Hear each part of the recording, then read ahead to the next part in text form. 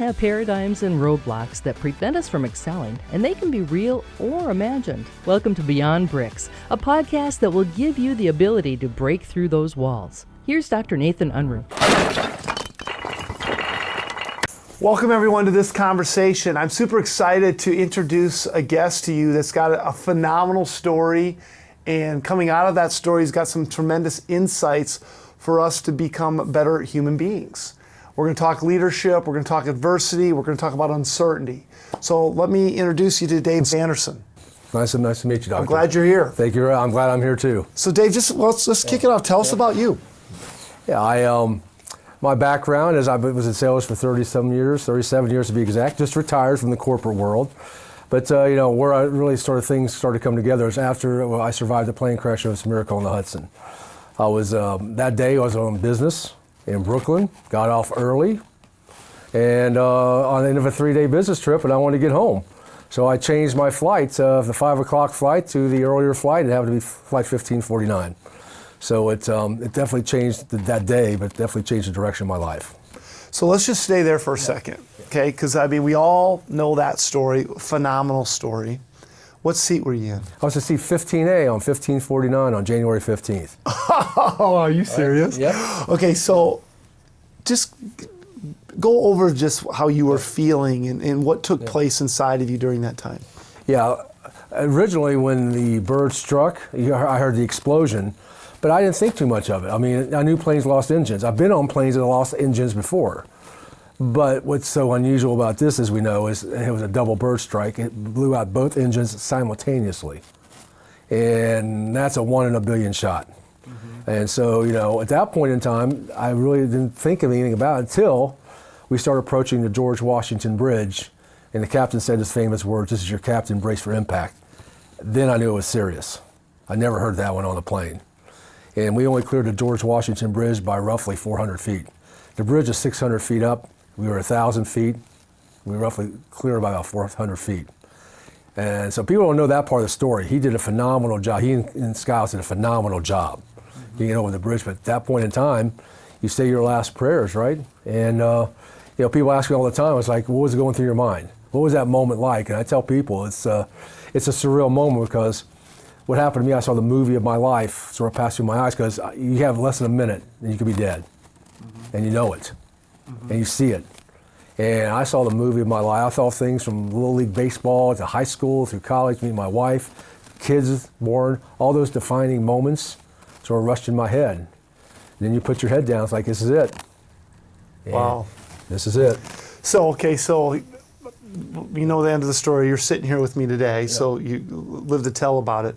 How did you feel once you knew you were safe? What went through your head? Well, that's an interesting story because there were times when people thought that I was safe, but there were times such as when I got to the ferry, on the ferry, I swam to get to the ferry, and I thought I was safe, but that's when it was so cold. I was in 36-degree water for over 7 minutes, and there was 11-degree air temperature, and I could barely breathe. So at first I thought I was safe, but I wasn't. Next time I thought I was safe, I was in the triage center with no clothes on, and then someone put a tag on my foot, to basically identify me. And first thing I thought, I was dead.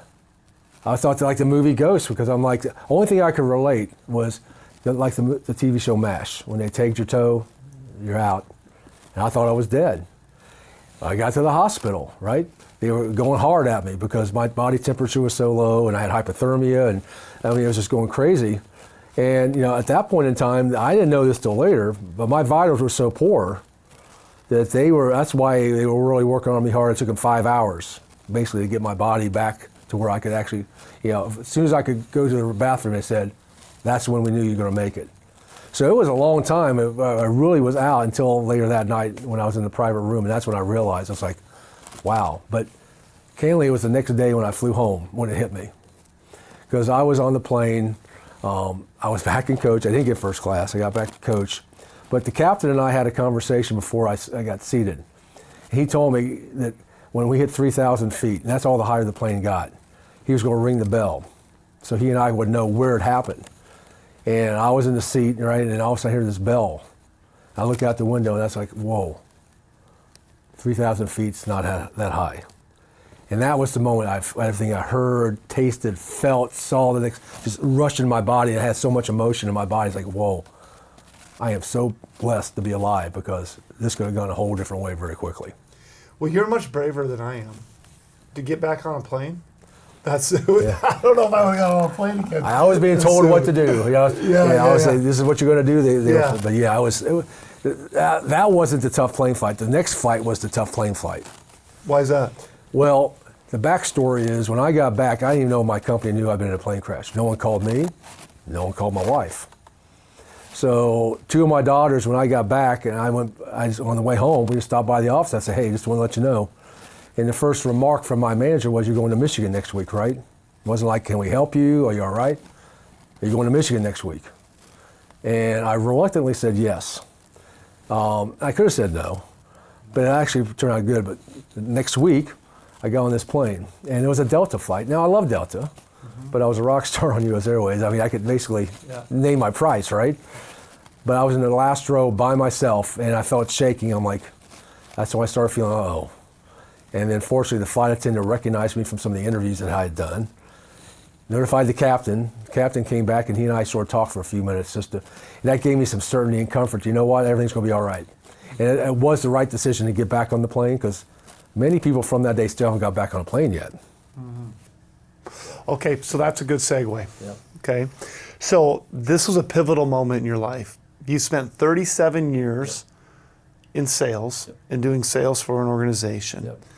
You have just now recently retired from that sales position just 3 weeks ago. 3 weeks ago. Yep. And because of that moment, it gave you a new trajectory of this next creative act in your life.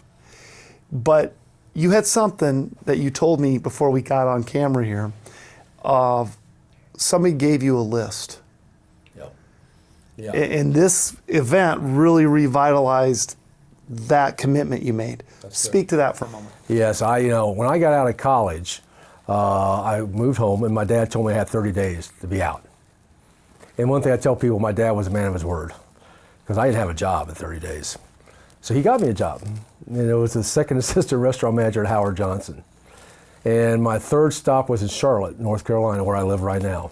And second assistant means you're working second and third shift. You're not working 9 to 5, right? But that turned out to be a blessing for me, because what happened was, there was a gentleman and his wife would come in every night, have ice cream and coffee. His name was Bill, her name was Bonnie. He was about 77 years old at that point. And we'd talk and have a good time. And I started dating my future wife, and I had no money, right? I had no money. He said, here, take your girl out on me. Here's a couple of movie passes. Just tell me how it worked, how you liked it. So I went, I took her out to the movie, and I turned the tickets in, and the gentleman said, tell Mr. Bill, hey. And I'm like, okay. Came back, the next time I saw him, he said, how was the experience? I said, it was great. The guy told me, say, hey. I said, yeah, I own that movie theater. In fact, I own 80 movie theaters and restaurants through North and South Carolina. And I found out he was known as the Bill Walton of Charlotte, because he wore a flannel shirt, drove a pickup truck. You never know who this guy was. So fast forward to December 24th, 1984. He rolls in a little early, about 4 o'clock in the afternoon. It's Christmas Eve, and he rolls in. He said, I want to show you what I got Bonnie for Christmas. I said, cool. He goes, you got a brand new blue Corvette. Now, I'd never seen a Corvette. I couldn't smell Corvette. I never smelled a Corvette. But it was cool, man. It was cool. He threw me the keys and said, let's take a ride. So we went up and down Woodlawn Road in Charlotte, came back. The guy said, hey, Bonnie's going to dig this, man. He goes, you need one of these. I said, Bill, I'm making $13,000 a year, man. I can barely afford my rent. He looked at me and said, that's your problem. That's your mindset. He said, let me show you what it takes to be successful. So for 13 years, he mentored me. He shared with things. He introduced me to people. It was an amazing education. Fast forward to 1997, he called me to his office. And he had 2 things he wanted to share with me. Number one, he had lung cancer. And second, he went over to his desk and pulled out these notes, all these papers, and sat down, put them right on my lap. He said, I want to give these to you. I said, what are they? He goes, these are the notes I wrote down in 1929 when I sat down and started thinking about how to put this together with my mentor. I want to give this to you. But you have to promise me one thing. I said, why? He goes, do not let it die with you. He passed away in September of that year, 1997. I didn't do anything with those notes. But I was writing my first book, Moments Matter. And I was getting content, right? I was going back through journals, and I found these notes. I'm like, well, I've had this goal for how long, right? But more importantly, I had not fulfilled a promise. And that's what really was with the stirring pot to do what I'm doing now. I feel it's my obligation, not only me, but everybody else, to leave your legacy behind. This is what I'm doing right now. I want to make sure I teach this, but also share what I've learned out of this. And that's what my next book's about, is what I've learned out of this. I love it. What a great story. And aren't those sages so important? I mean, I tell my kids are extremely intelligent, but what they don't have is they don't have wisdom, right? Wisdom is when you take your intelligence and act upon it in a positive way, right? You have that, you're wise. So it takes experience to get that wisdom, and these folks have that wisdom. We're getting that wisdom. And I think it's incumbent on all of us to pass this on so we can help people compress decades into days. And that's what he did for me. He basically gave me his wisdom, and now I can use it to help other people, more importantly, make decisions, right? And keep the mindset. Because when all stuff's breaking loose and you're going down in a plane, the only thing you can control is this. Yeah. You can control the plane. Yeah. You control this. And if you can't control this, you are lessening your opportunity to have a successful ending. Yeah, in your most recent book, what's the name of it? The new book's called The Limitless Life. Okay. And your other books are Moments Matter? Moments Matter, From Turmoil to Triumph, as the lessons that he taught me. And it's really around the power of having a mentor. Okay. That's what the book's about. And I was very fortunate for over 10 years, I was the head of security for a gentleman named Tony Robbins. And he became sort of my pseudo mentor at that point. And he was kind enough to actually write something on the book about how he became who he is because of his mentor, Jim Rohn.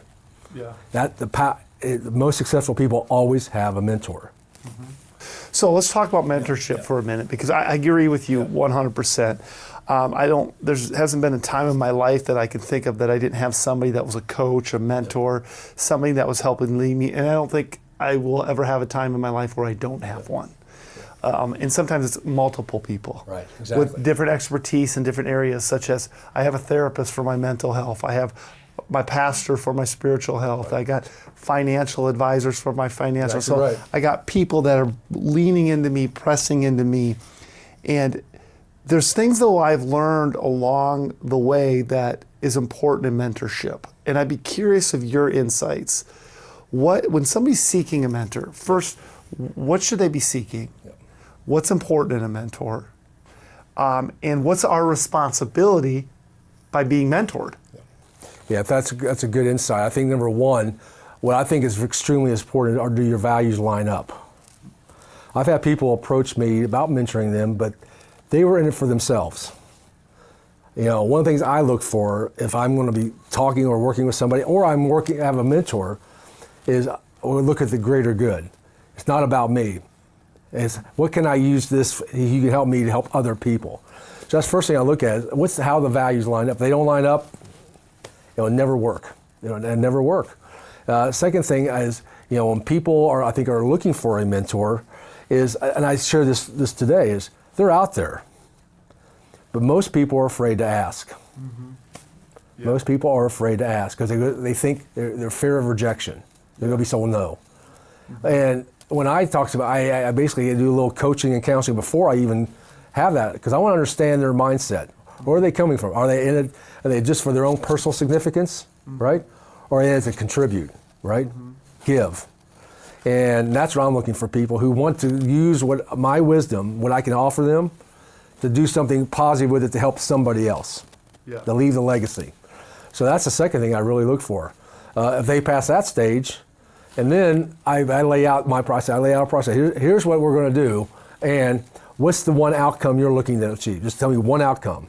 And I go through I give them education. Every month when I mentor, I teach a lesson.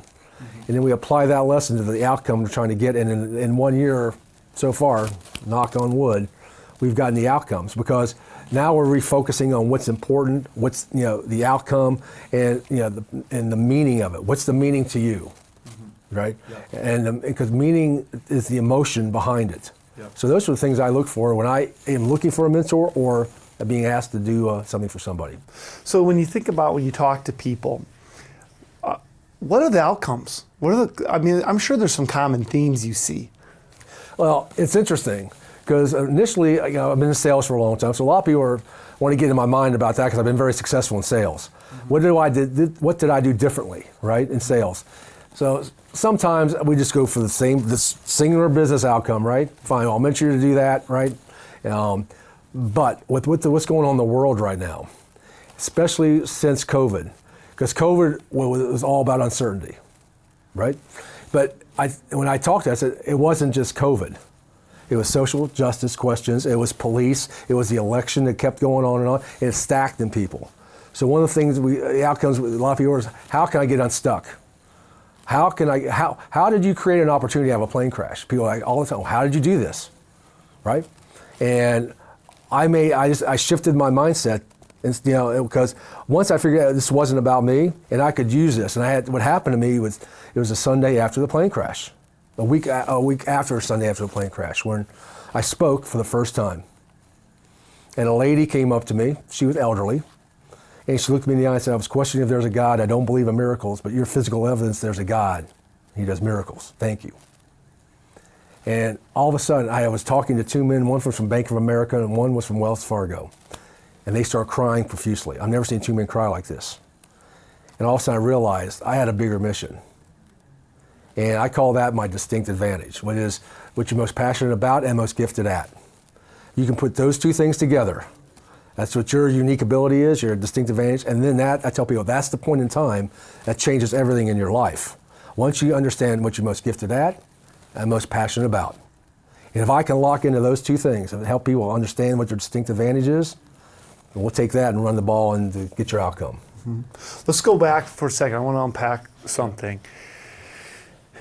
First of all, you were listening and you were observant to figure out what those two things are for you, right? In your circumstances, you could have been very easily a victim of those circumstances, but you decided to be a victor and use those.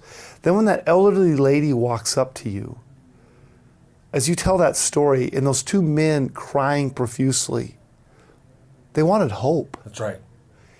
And what you were able to provide them is hope. Hope in uncertainty. Right.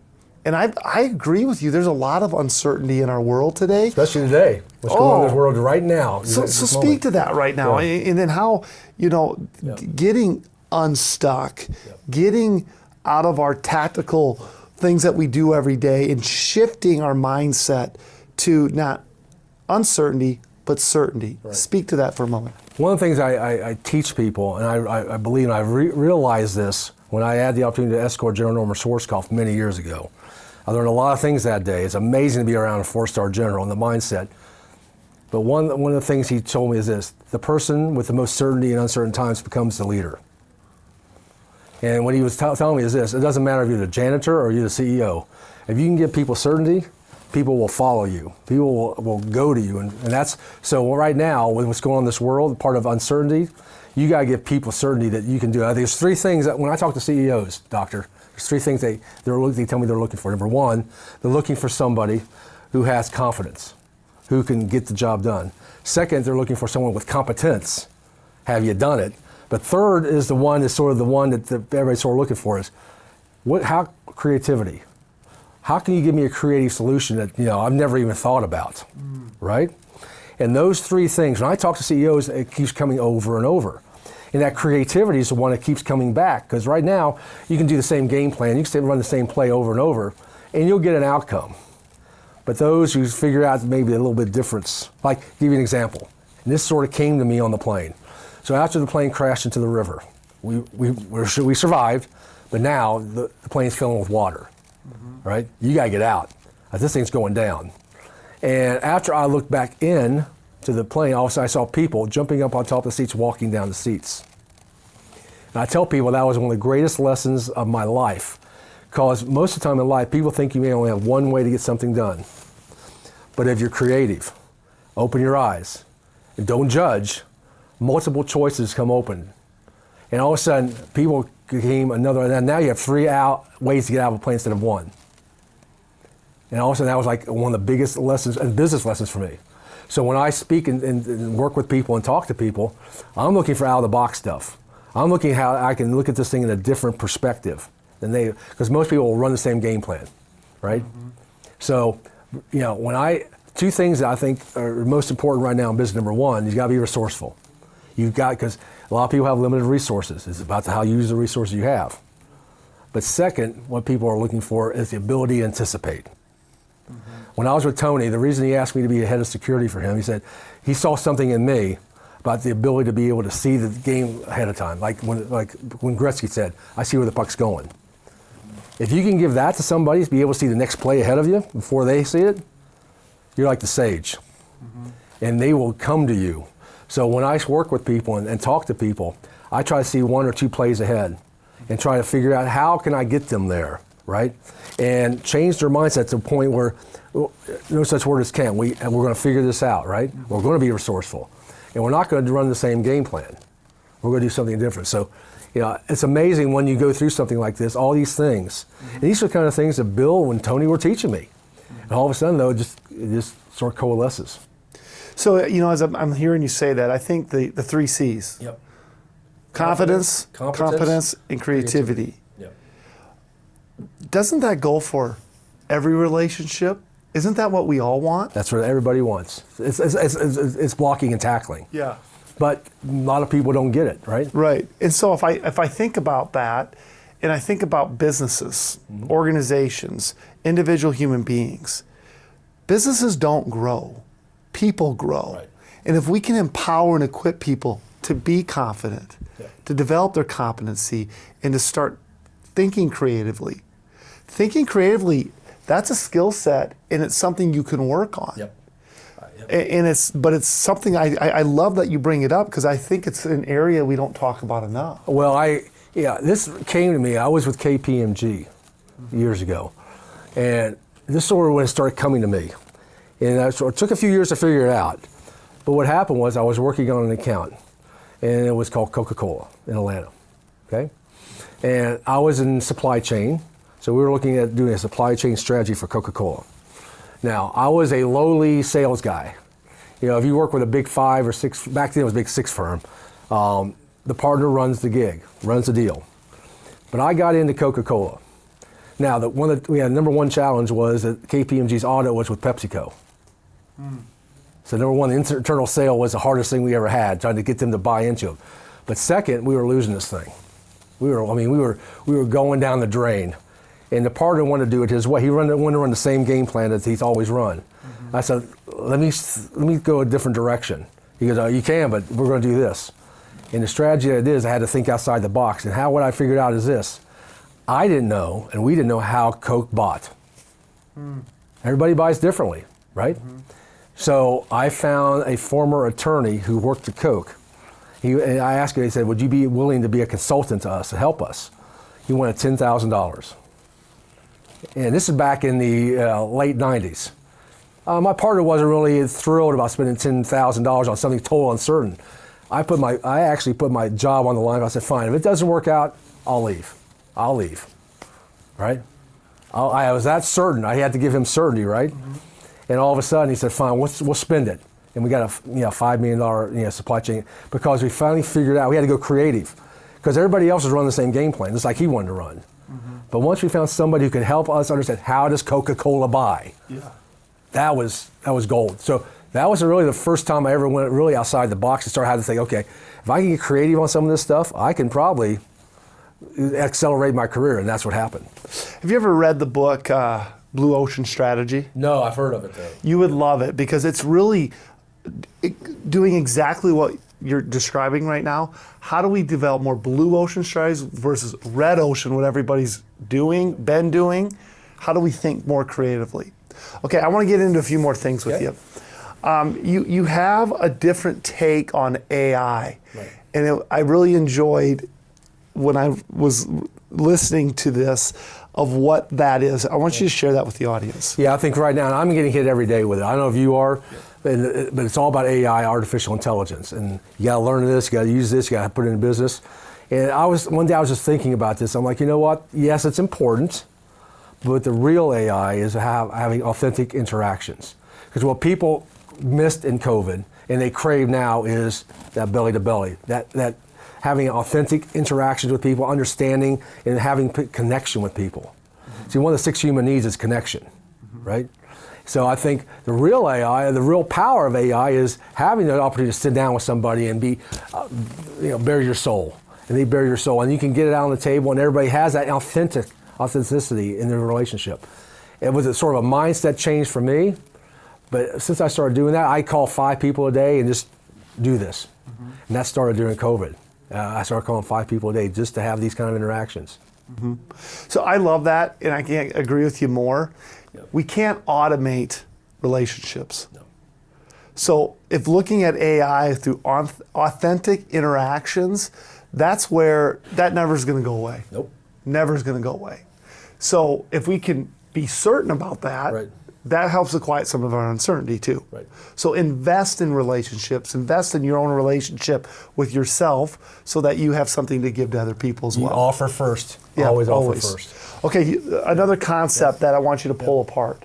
And ladies and gentlemen, I want you to go and get his books. Say them again for me. Moments Matter, From Turmoil to Triumph. Are the 2 out right now. And then you got another one coming. The Limitless Life's coming out January 15th, 2024. Take the time to go read his books and learn more about him, because as you can see in this short conversation we've had so far, he's a wealth of knowledge, wealth of wisdom, and it's good stuff. This is going to help you be a better human being, not just a human doing. So pull apart this concept for me. Yeah. Aviate, navigate, and communicate. Did I get it right? You got it right. All right. I was in Orlando, Florida, and one of the things I have the opportunity to do now is I talk to captains. I just have that opportunity. So I talk to every captain I get, just to get in their head a little bit. And he shared with me something. And he shared with me what his mindset was when he gets in the cockpit. You need to aviate, navigate, and communicate. So what does that really mean, right? So when you break it down in, say, business terms, aviate is keeping your plane in the air as long as you can, right? So during COVID, the successful organizations and people kept it going, right? They kept their plane up. That's what the captain did that day.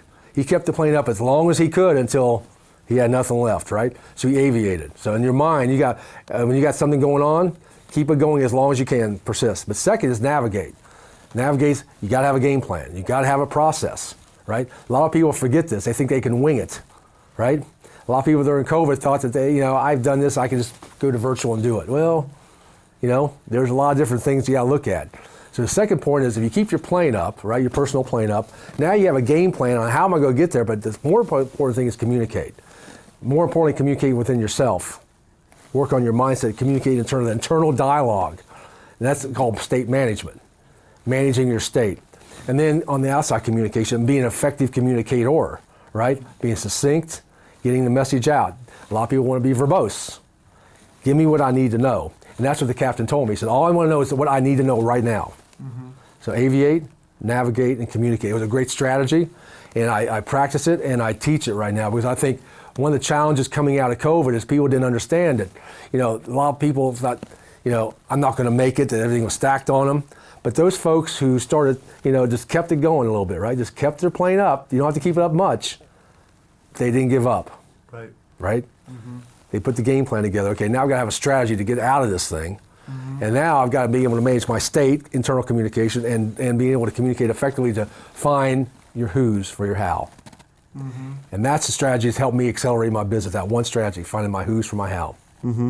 Dan Sullivan wrote a book. That's right. Who Not How, which is another fantastic It's one of the greatest read. lessons of my life. Oh, that's such a big deal. Yep. Okay, so we're going to close with this concept, and because I think it really tailors well into what you were just saying about that kind of aviate, navigate, and communicate.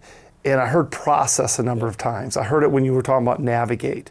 And I heard you say something that said casual creates casualties.